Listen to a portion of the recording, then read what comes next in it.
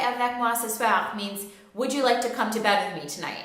Okay, so it might not be the most useful French phrase. Maybe you can strike it from the record. Or not, I don't judge. But we actually do use many useful French words and phrases every single day in conversation. You just don't realize it. Actually, 29% of words in the English language are from French words. So basically you're already 1/3 French.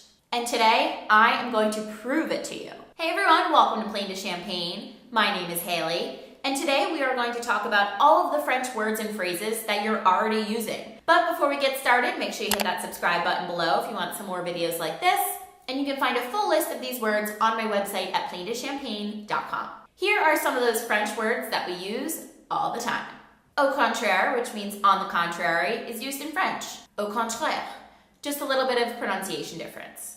When someone has a blasé attitude about something, like they don't really care or whatever, they use that in French, blasé, it's an adjective. When someone's leaving for a trip and you say bon voyage, that's French. It means good trip or have a good trip, bon voyage.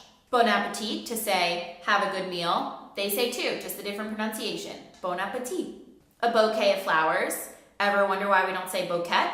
It's because it's French, bouquet. It actually used to mean a clump of trees, but now they use the same thing, bouquet de fleurs. If something's stylish, elegant, we say chic. That's a French word, chic. When something's predictable or a stereotype of some sort, we say cliché.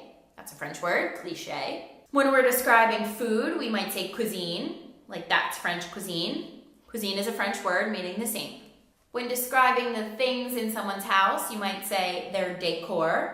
That comes from the French word décorer, which means to decorate. So the decor of the room is absolutely beautiful.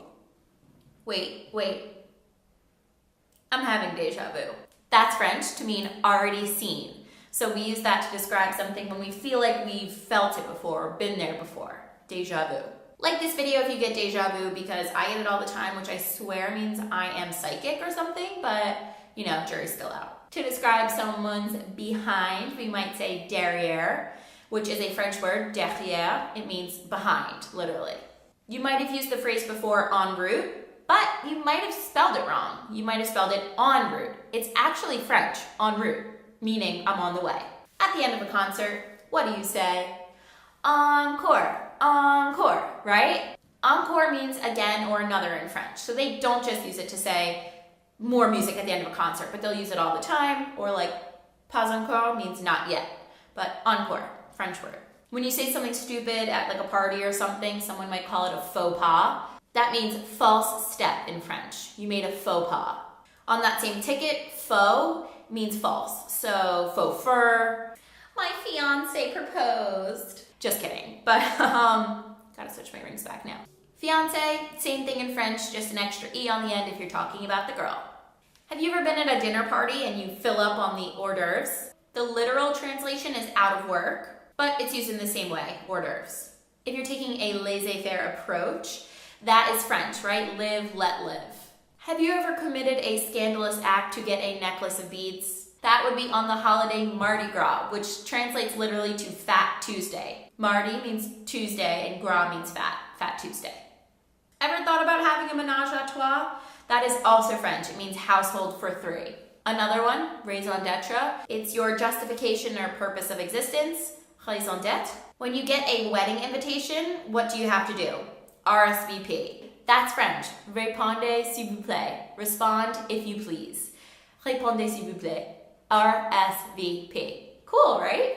You're in the kitchen and you're cooking pies with my baby. Not really. If you're ever in the kitchen sauteing some vegetables, sauté is the French word to jump, so the vegetables are sautéing in a pan.